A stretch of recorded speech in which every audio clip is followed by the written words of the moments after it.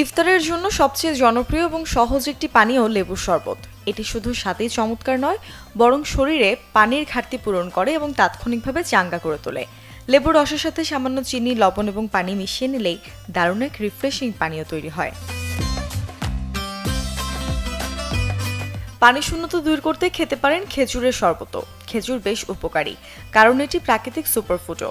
ইফতারে খেজুরের শরবত সহজে সতেজ করে তোলে। খেজুরের শরবত বানাতে কয়েকটি খেজুর পানিতে ভিজিয়ে রেখে ব্লেন্ড করে নিতে পারেন। চাইলে এর সাথে দুধ বা মধুও মিশিয়ে নিতে পারেন। এটি দ্রুত শক্তি যোগাবে এবং ক্লান্তি দূর করবে। বেল গরমের দিনে দারুণ এক ফল, যা শরীর ঠান্ডা রাখে এবং হজমে সহায়তা করে।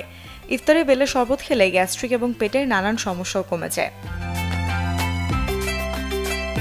টক দই হজম শক্তি বাড়ায় এবং শরীর ঠান্ডা রাখতে সাহায্য করে।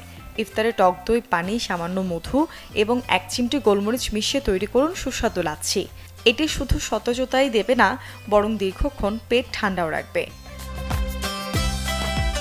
তরমুজে প্রচুর পরিমাণে পানি থাকে, যা শরীরকে সহজে হাইড্রেটেড রাখে। ইফতারের পর 1 গ্লাস তরমুজের জুস পান করলে শরীর দ্রুত চাঙ্গা হয়ে উঠবে।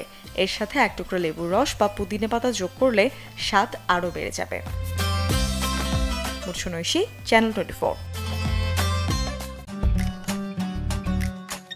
আমি আর ম্যাগি, স্বাদ ও ভালোবাসার দারুণ জুটি। From Nestle.